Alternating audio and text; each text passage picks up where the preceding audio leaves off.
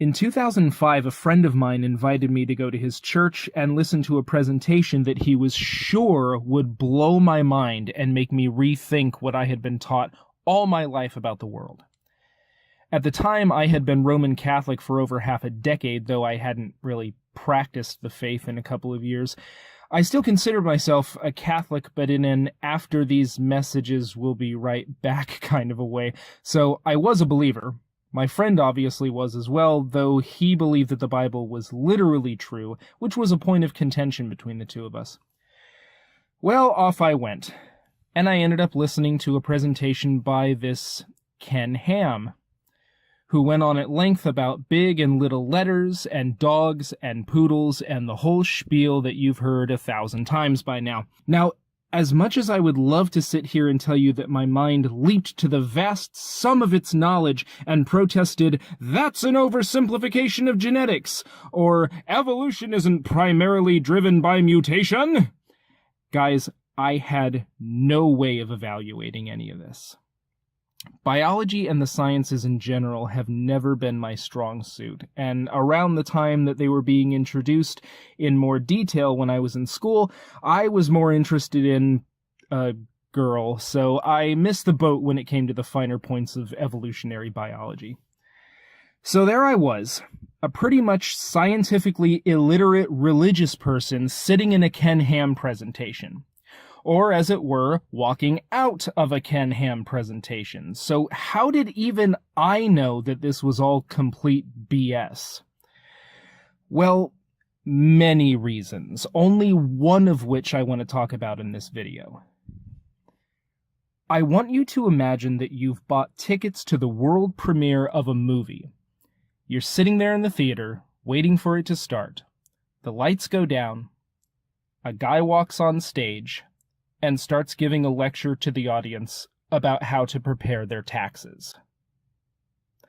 What the hell was a biology lecture doing in a church? We don't come to church to learn about biology, or geography, or knitting, or parasailing. We come to church to worship. I was beside myself trying to figure out what any of this had to do with faith or spirituality or the Christian mysteries or anything regarding the Christian religion. What ended up being said was that nature has to be consistent with biblical stories, but Ken, my mind leaping into action, thought, they're stories. They aren't there to tell us how biology developed on Earth. The authors of those stories had no curiosity about how biology developed on Earth. They aren't there to tell us how old the Earth is. The authors of Scripture had no curiosity about how old the Earth was. They're there as a part of a divine revelation, and we don't need a divine revelation to understand how life developed on Earth, or how old the Earth is, or what shape it is. We can figure all of that stuff out just fine on our own. We only need a divine revelation to understand things that we can't normally think by ourselves.